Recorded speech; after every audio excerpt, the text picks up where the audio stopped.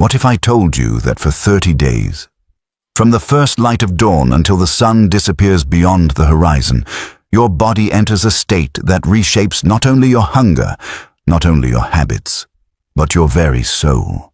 What if the dryness in your throat, the quiet ache in your stomach, and the slowing of your steps were not signs of weakness, but signs that you are walking a path chosen for you by Allah Himself? Ramadan is not simply a month without food and drink.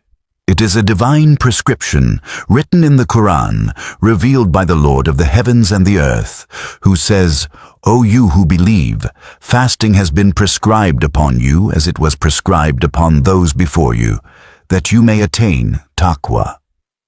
Before we go deeper, thank you for being here with Islamic Insight Channel. From which country are you watching this video? Share it in the comments, and if you love learning about Islam and strengthening your faith, subscribe and join this growing family. Now imagine the first morning of Ramadan. The world is still wrapped in darkness. The air is quiet, almost heavy with anticipation.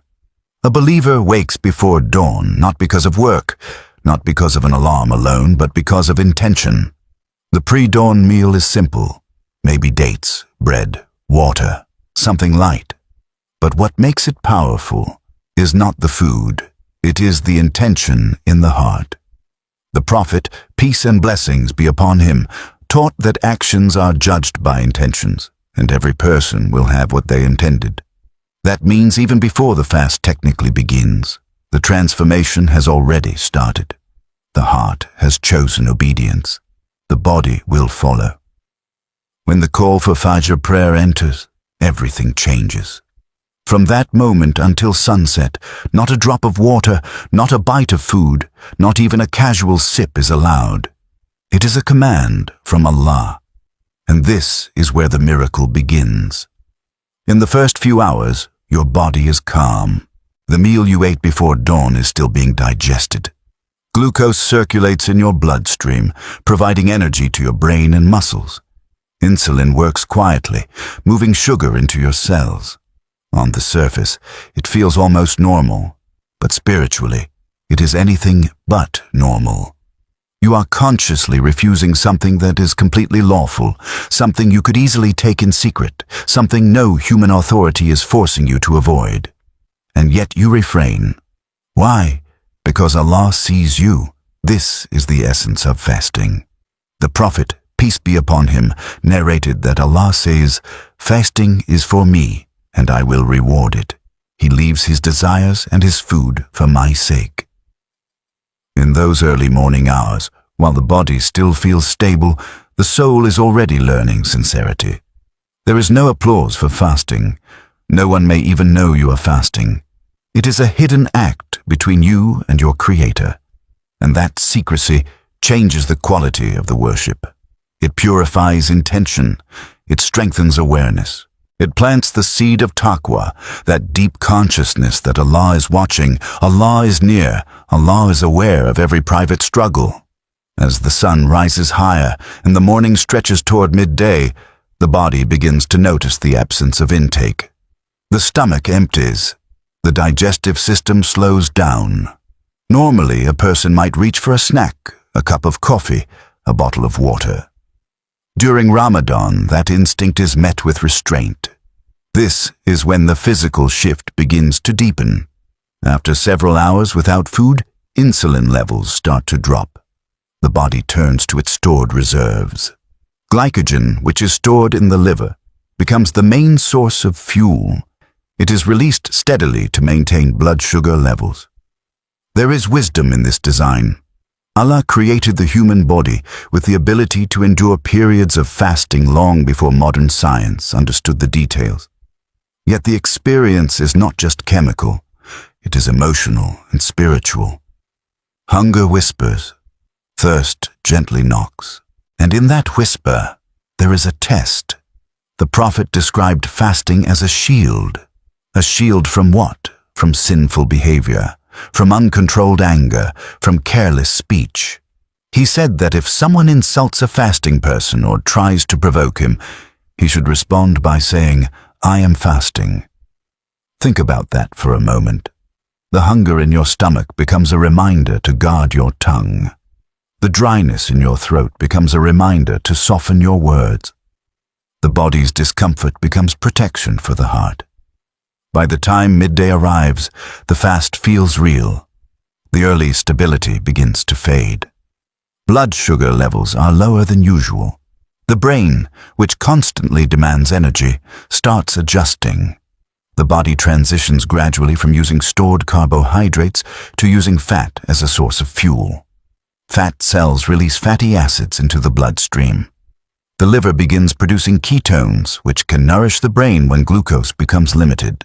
What feels like weakness is actually adaptation. The body is not collapsing. It is switching systems, moving from immediate fuel to long-term reserves.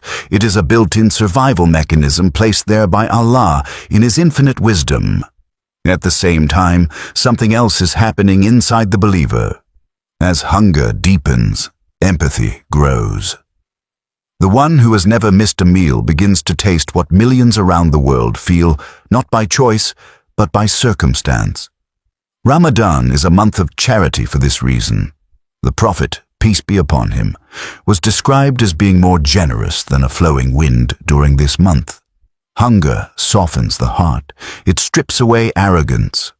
When your own stomach tightens, it becomes harder to ignore the suffering of others. The dryness of the mouth becomes noticeable by early afternoon. Saliva decreases. The tongue may feel heavy. And yet there is a remarkable narration where the Prophet said that the smell from the mouth of a fasting person is more beloved to Allah than the fragrance of musk. What the world might consider unpleasant becomes honored in the sight of the Creator. This changes how a believer views discomfort. It is no longer something meaningless. It carries value. It carries reward. Energy may dip during these hours. Movements become more deliberate. The body conserves strength, but instead of seeing this as a loss, the believer begins to understand it as a reminder of human limitation. We are not self-sustaining. We are not independent beings who thrive without provision. Every sip of water we take outside Ramadan is a gift. Every meal is mercy. Fasting exposes how fragile we truly are, and that realization draws the heart closer to Allah. There is also a psychological transformation unfolding. Modern life trains people to respond immediately to desire. Hungry? Eat. Thirsty? Drink. Tired? Stimulate yourself with caffeine. Ramadan interrupts that pattern. It teaches delay. It teaches patience. It teaches that desire does not control you. The Prophet said that whoever does not leave false speech and evil action, Allah has no need of him leaving his food and drink. This means the fast is not confined to the stomach. The eyes must fast from what is forbidden. The ears must fast from gossip. The tongue must fast from lies and cruelty. The body becomes disciplined and the soul begins to rise. As the day progresses toward late afternoon, the body is now more reliant on fat metabolism. Glycogen stores are lower. Hormones that regulate hunger, such as ghrelin, fluctuate. The sensation of hunger may come in waves. Sometimes it is strong, then it fades. The believer learns something powerful here. Hunger is not permanent. It rises and falls. Just like sadness, just like anger, just like temptation. If you do not immediately obey it, it does not destroy you. It passes, and through all of this, the fast remains an act of worship. It is not dieting. It is not a health trend. It is obedience rooted in revelation. It is connected to the Quran, the month in which it was revealed as guidance for mankind. Every hour of fasting is tied to that divine speech. Every moment of restraint is recorded. The Prophet promised that whoever fasts Ramadan with faith and seeking reward will have his previous sins forgiven. That promise hovers over every dry throat and every patient sigh. So in these first long hours, from dawn to midday and beyond, your body is adapting, conserving, recalibrating. But more importantly, your heart is awakening. Your dependence on Allah becomes clearer. Your gratitude deepens, your awareness sharpens. What begins as a physical fast slowly becomes something far greater, a surrender of desire, a purification of intention, and a journey back to the one who created your body, designed its systems, and commanded you to fast for your own ultimate success. As the afternoon deepens and the sun begins its slow descent, the fast enters a different phase. This is the stretch of the day when the body feels the weight of abstinence most clearly. Glycogen stores in the liver are now significantly reduced. The easy energy that carried you through the morning is no longer readily available. The body has shifted more fully into burning fat for fuel, releasing fatty acids into the bloodstream, converting some of them into ketones to keep the brain alert and functioning. There is a quiet intelligence in this process. Your body was designed with the capacity to endure, to adapt, to survive without constant intake. What feels like depletion is actually a demonstration of resilience built into you by the one who created you. Yet the physical sensation is undeniable. There may be a slight heaviness in the limbs. Concentration might require more effort. The mouth is dry, the tongue feels thick, and even simple movements are performed with greater awareness. This is often the hour when patience is tested. The Prophet, peace and blessings be upon him, did not pretend that fasting would be easy. Instead, he elevated the struggle itself. He informed us that the smell from the mouth of the fasting person is more beloved to Allah than the fragrance of musk. Reflect on that carefully. What society might view as an inconvenience or an unpleasant side effect becomes, in the sight of Allah, something honored and cherished. That transforms the entire experience. The dryness is no longer embarrassing. The fatigue is no longer pointless. Every sensation becomes meaningful. In these late afternoon hours, digestion has been resting for many hours. The stomach is not busy breaking down food. The pancreas is not repeatedly releasing insulin in response to meals. The entire digestive system is in a state of relative calm. The body is conserving energy, allocating resources carefully. Blood flow that would normally assist in digestion is redirected to maintain essential functions. The rhythm of the body slows slightly, and in that slowing, there is space for reflection. Hunger is not just a biological signal now, it becomes a spiritual teacher. It reminds you that you are not self-sufficient. You do not generate your own sustenance. Every bite you have ever eaten, every sip you have ever taken, was provided by Allah long before it reached your hands. The Prophet described fasting as a shield. A shield suggests protection in the midst of vulnerability. In these hours, when energy is lower and irritability can surface, the shield becomes crucial. It is easy to become short-tempered when tired. It is easy to snap when thirsty. Yet, the fasting person remembers the instruction. If someone argues with him or insults him, let him say, "I am fasting." This simple declaration is not merely an announcement, it is a reminder to the self. It says, "I am engaged in worship. I will not let this moment of discomfort ruin the reward I am building." The body may feel strained, but the soul is being fortified. As the sun edges closer to the horizon, anticipation begins to build.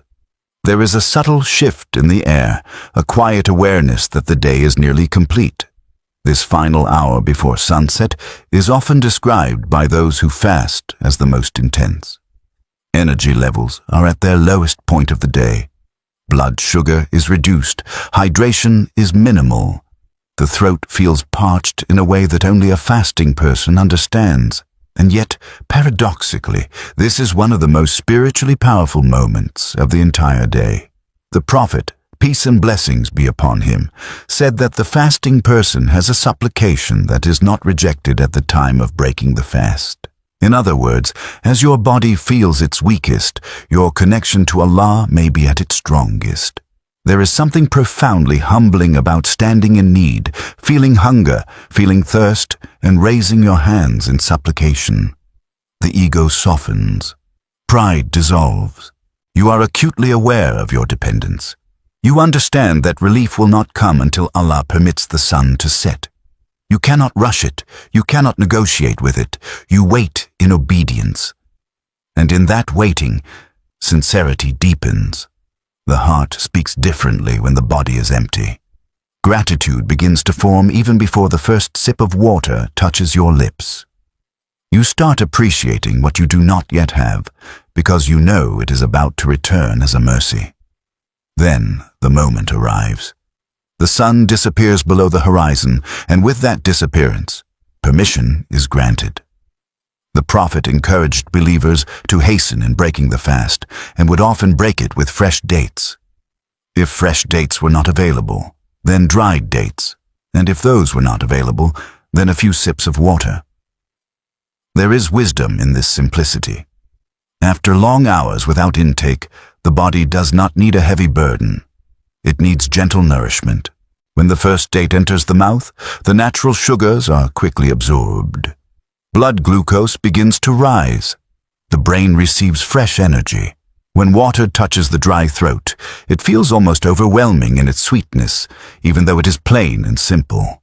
In that first moment of iftar, there is a wave of relief that travels through the body. Muscles relax. The tension that built quietly over the day begins to melt away. Hydration starts restoring balance to tissues and cells. The digestive system, which has been resting, slowly awakens. Enzymes are released.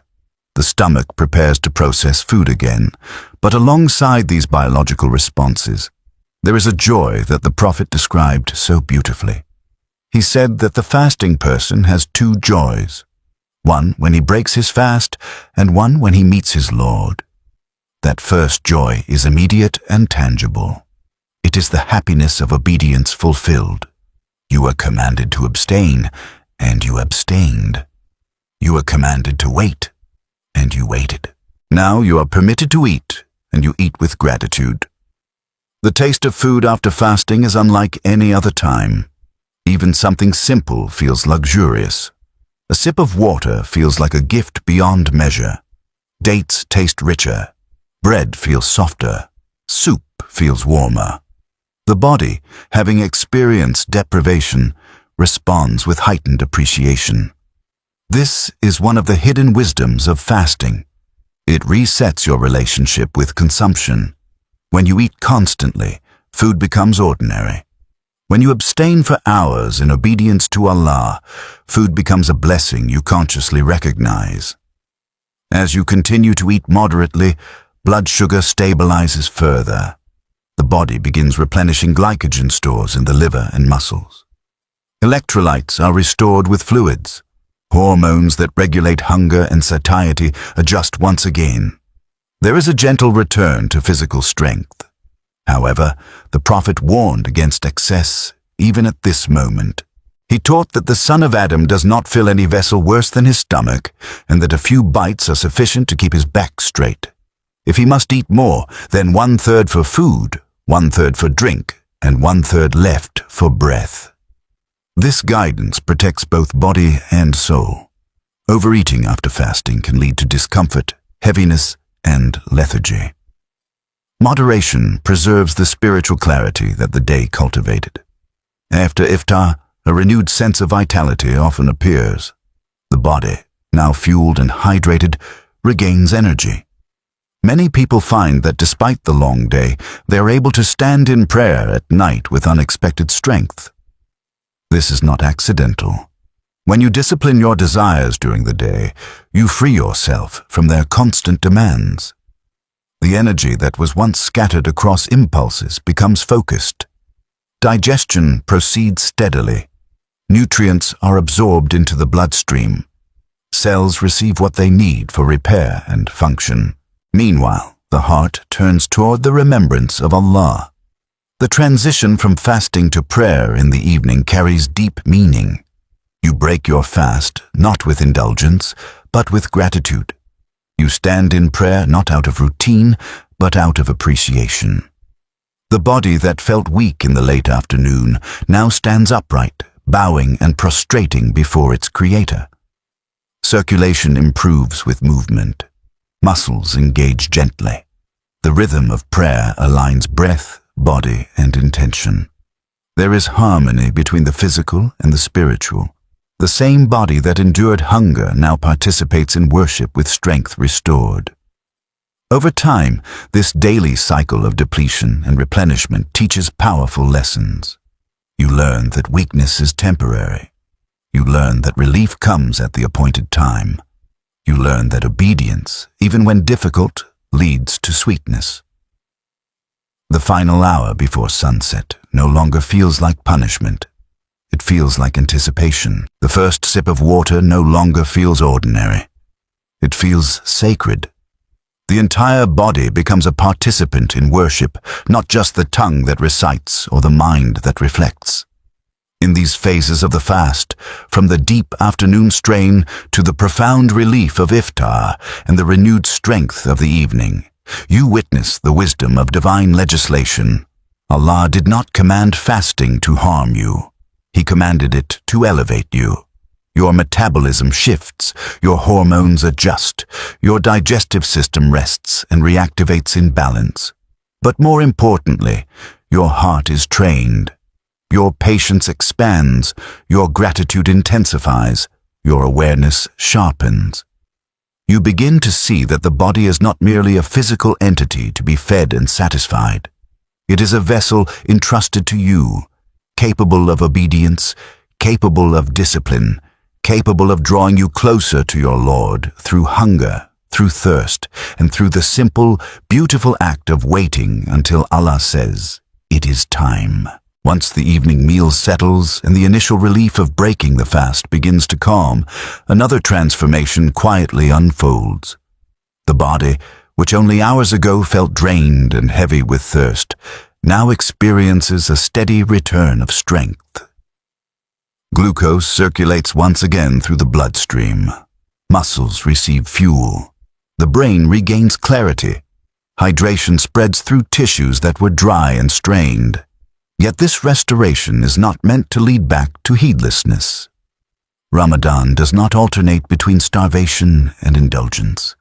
It alternates between restraint and gratitude, between hunger and worship. The night carries its own sacred rhythm, and the believer steps into it with intention. After eating in moderation, the body enters a state of balanced digestion. Enzymes break down food into usable nutrients. The liver begins restoring glycogen reserves that were depleted during the day. Electrolytes that dropped during hours without water are replenished. Circulation improves. There is a natural lift in mood as blood sugar stabilizes. But something deeper than biology is taking place. The believer rises for night prayer, standing in long rows, reciting the words of the Quran that were revealed in this very month. The same body that felt fragile before sunset now stands upright in devotion. This contrast is not accidental. It is a sign that strength does not come only from constant consumption, but from obedience. The Prophet, peace and blessings be upon him, would increase his worship in Ramadan, especially during the night. He stood in prayer until his feet would swell, and when asked why he exerted himself so much when his past and future sins were forgiven, he replied, "Should I not be a grateful servant?" That statement changes the entire perspective. Worship is not a burden placed on an exhausted body. It is gratitude expressed through a body that has been sustained by Allah. After fasting all day, standing in prayer becomes a testimony that your energy belongs to Him. Your strength is a trust from Him. Your time is a gift from Him. As the nights of Ramadan continue, the body begins to adapt more efficiently to this pattern of fasting and feeding, rest and prayer. Hunger signals that felt sharp in the first days become more manageable. The waves of thirst become less overwhelming. Hormonal rhythms begin adjusting to the new schedule. Ghrelin, the hormone associated with hunger, aligns itself more closely with the times of iftar and suhoor. The body learns when to expect nourishment and when to rely on internal reserves. What once felt like disruption becomes routine. This adaptation reflects a profound design. Allah created the human body with flexibility, capable of thriving under varying conditions. Fasting does not break it. It refines it. At the same time, spiritual habits begin forming with equal strength.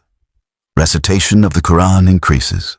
The tongue becomes more familiar with remembrance. The heart grows more sensitive to wrongdoing.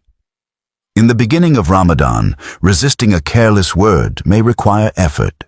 By the middle of the month, that restraint becomes more natural. The Prophet warned that whoever does not abandon false speech and evil action, Allah has no need of him leaving his food and drink. That warning echoes through the days. Fasting is not an isolated ritual of hunger. It is a comprehensive discipline of character. As the days accumulate, something remarkable happens to desire itself. The constant urge to snack, to sip, to satisfy every small craving begins to weaken. The body proves to you that it can function for long hours without immediate gratification. This realization spills into other areas of life. If you can resist water on a hot afternoon for the sake of Allah, then resisting temptation becomes more believable. If you can ignore hunger that rises and falls in waves, then you can ignore impulses that once felt irresistible. Fasting exposes the exaggeration of desire. It shows that many urges are temporary, not fatal. Physically, the sustained pattern of fasting encourages the body to become more efficient at burning stored fat for energy. Metabolic flexibility improves. Insulin sensitivity may increase as the body experiences extended periods without intake. The digestive system enjoys regular intervals of rest. Cells engage in processes of maintenance and repair that are more active during fasting states.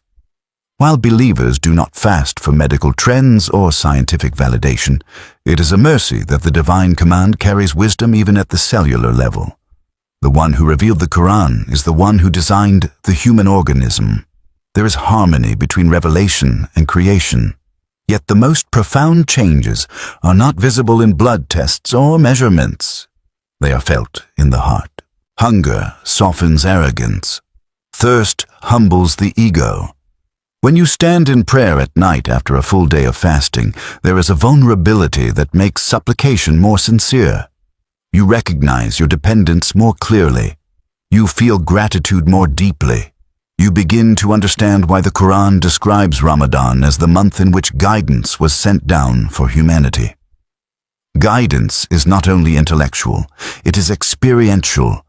It reshapes how you feel about food, time, patience, and obedience.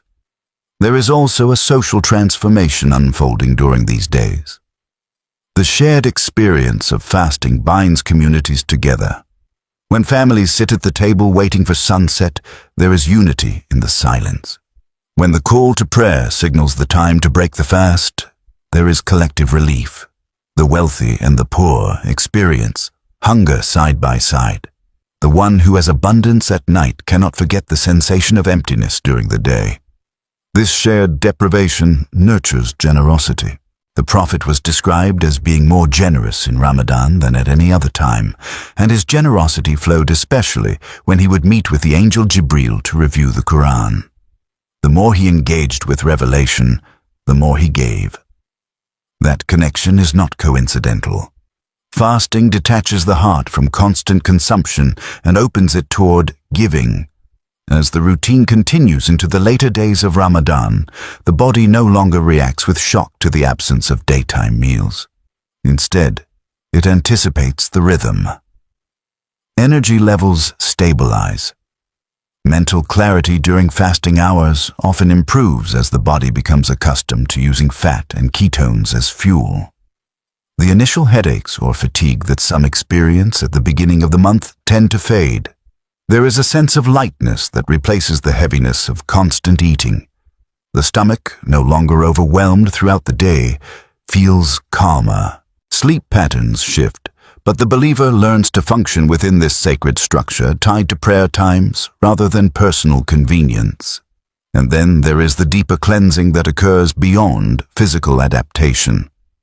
Fasting becomes a detoxification of habits. The tongue learns restraint. The eyes become more guarded.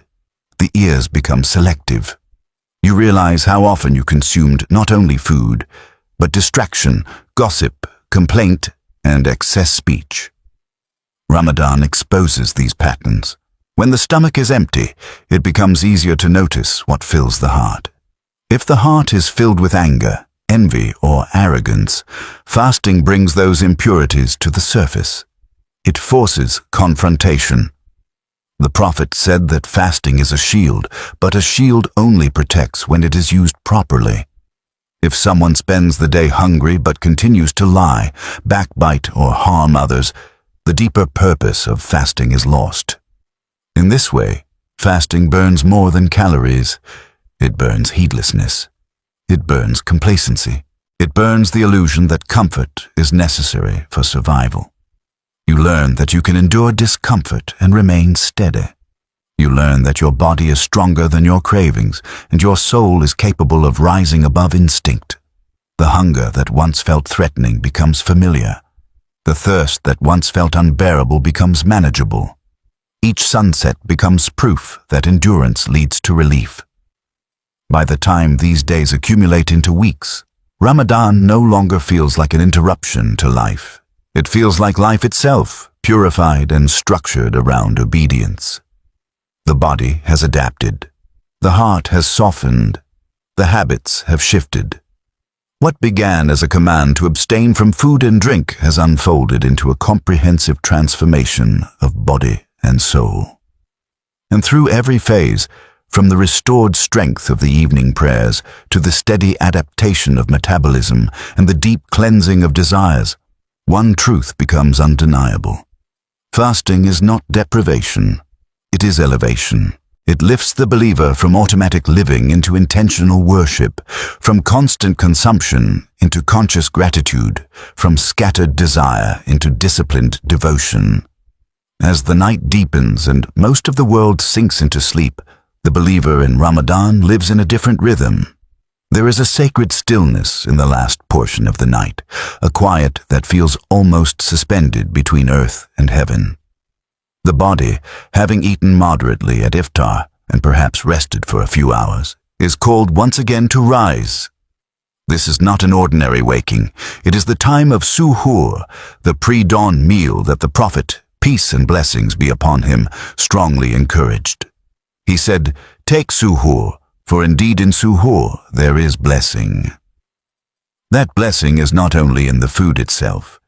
It is in the act of rising for the sake of obedience, in aligning your body with a command that begins before the sun appears. When you wake in that final stretch of night, the body feels different from how it does in the afternoon. It is not drained by hunger. It is rested, perhaps slightly heavy with sleep, but calm. The digestive system has already processed much of the evening meal. Blood sugar levels are stable. Hormones that regulate sleep and wakefulness are shifting as dawn approaches. When you eat at suhoor, even if it is something simple like dates and water, you are preparing the body for another cycle of endurance. The Prophet described this meal as a distinction between our fasting and the fasting of other communities. It carries identity. It carries intention.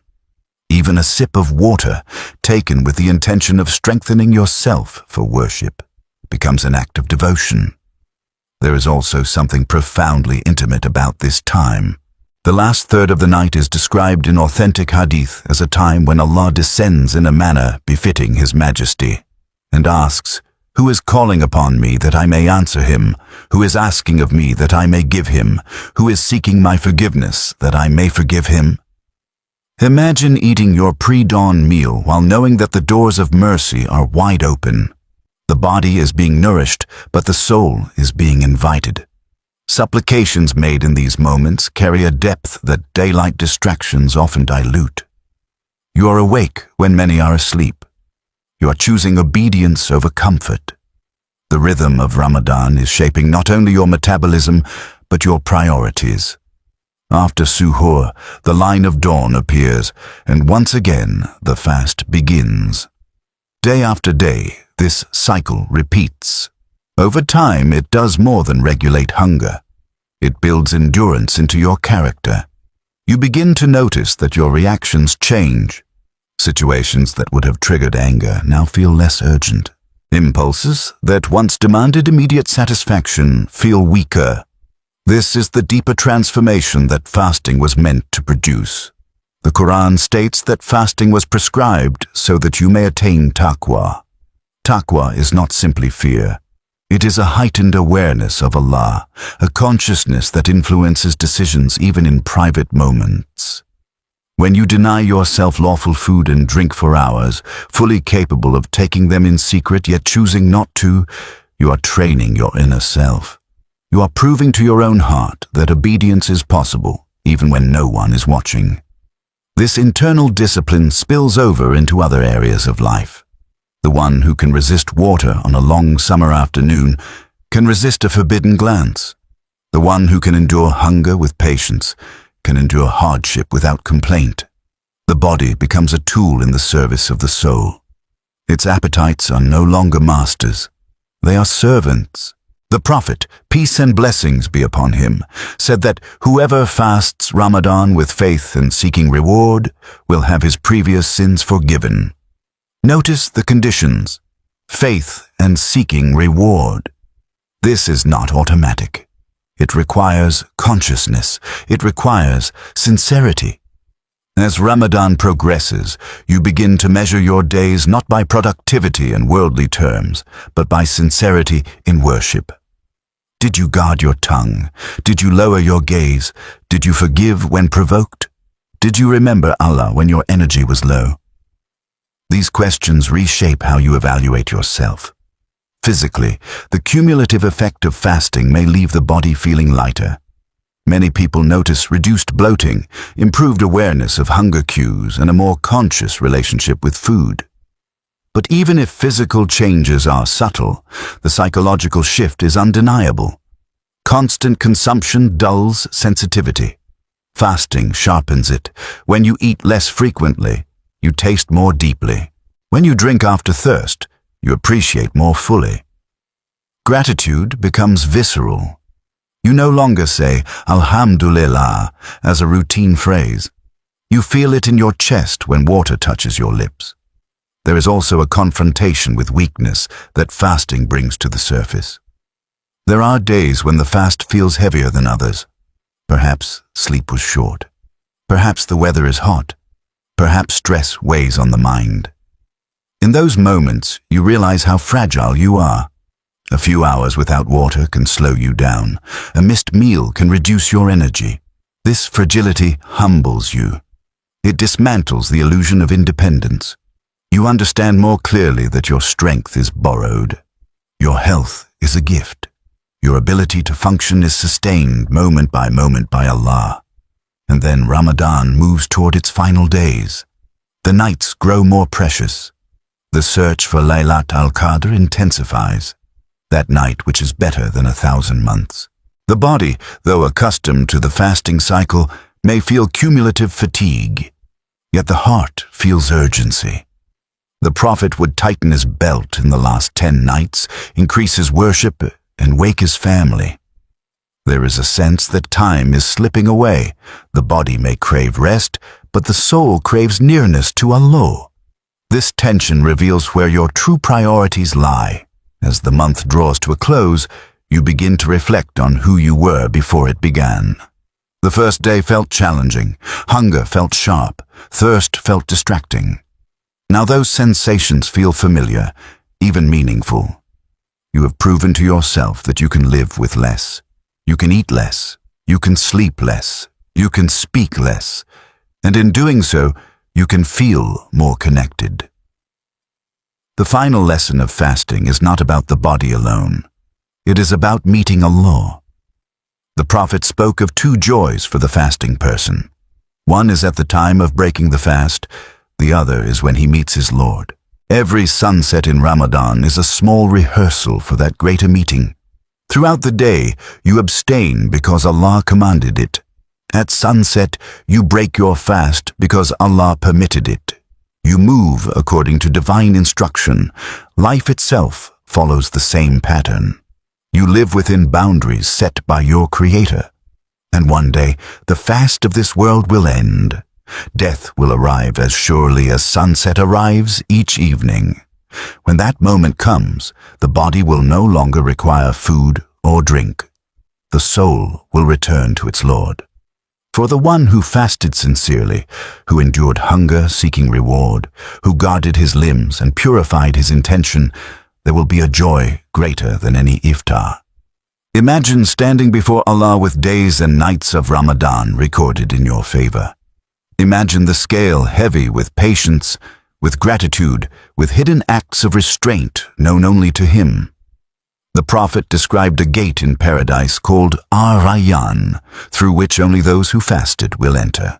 When they enter, it will be closed, and no one else will pass through it. This is not a small promise. It is an honor reserved for those who discipline their bodies for the sake of their Lord. So what ultimately happens to your body when you fast during Ramadan? It adjusts, it adapts, it learns to conserve and to endure. It becomes lighter, more efficient, more aware of hunger and fullness. But more importantly, it becomes a companion in worship. It kneels in prayer when it could have rested. It abstains when it could have consumed. It waits when it could have rushed. Through hunger and thirst, it teaches the soul patience. Through fatigue, it teaches humility. Through relief at sunset, it teaches gratitude. When Ramadan ends and normal routines resume, the body returns to regular patterns of eating and drinking. Yet the memory of hunger remains. The echo of those long afternoons remains. The sweetness of that first sip of water remains. If the fast was sincere, its impact does not disappear with the crescent of the next month. It leaves behind a refined heart, a disciplined self, and a deeper awareness that life itself is a journey of temporary restraint before eternal reward. In that sense, every day of fasting was preparing you for something far greater than physical endurance. It was preparing you to meet Allah with a heart that knows how to wait, how to submit, and how to be grateful.